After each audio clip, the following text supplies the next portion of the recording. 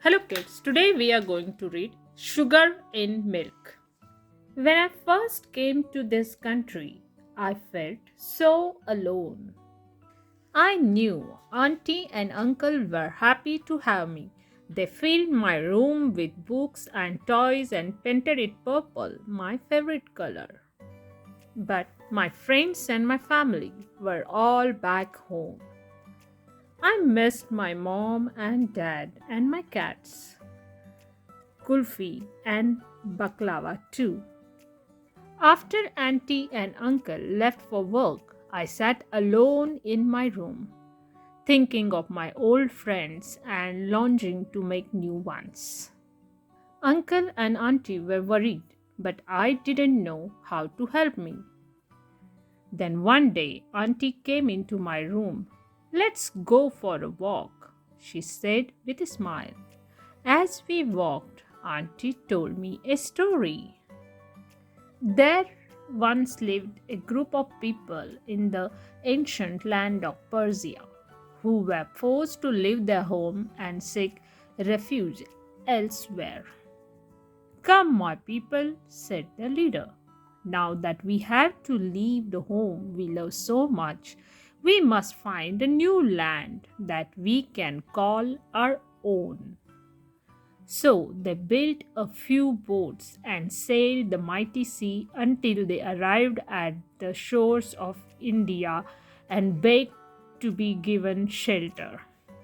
But the local king did not want to let them in. Our land is too crowded, he grumbled, with no room for others. Besides, these visitors look foreign and speak a strange and different language I do not understand. The king went to the seashore, where the rich travelers stood and ordered them to leave. But they couldn't understand him because he spoke a strange and different language they did not understand.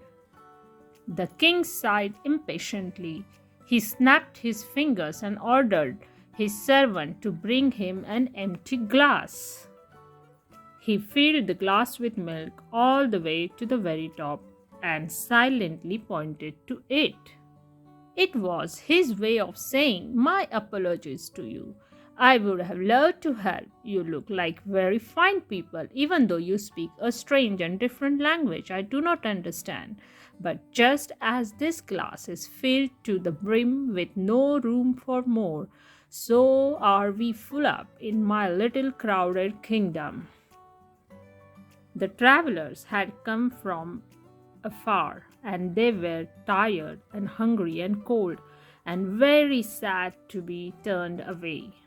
Just then their leader spoke. He was a small and clever man with an ever present smile on his lips.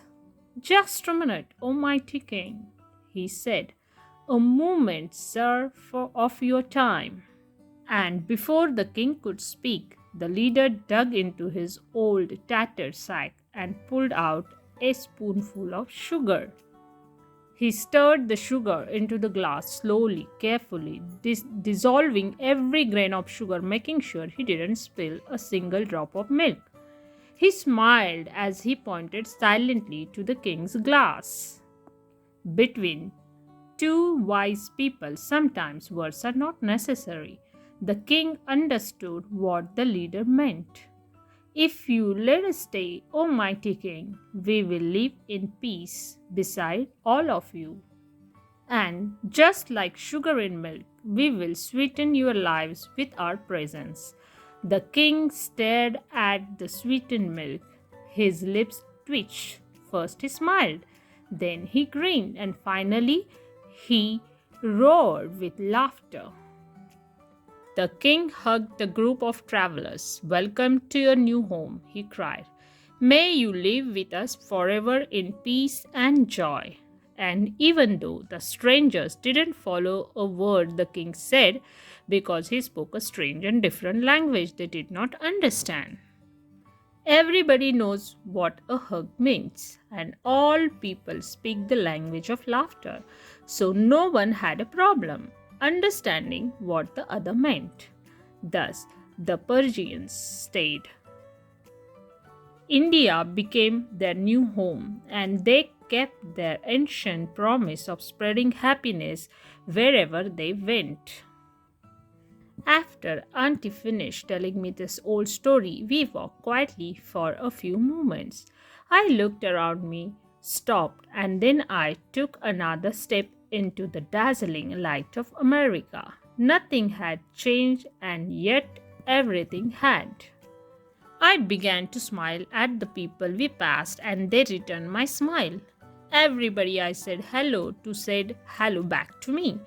Even the dogs seemed friendlier and wagged their tails faster. I laughed out loud and wondered why I had ever been sad or lonely in such a welcoming place. The next day, when I left the house, I asked Auntie for a pack of sugar. I kept it in my pocket to remind me to make things sweeter wherever I wandered in my new and magical homeland.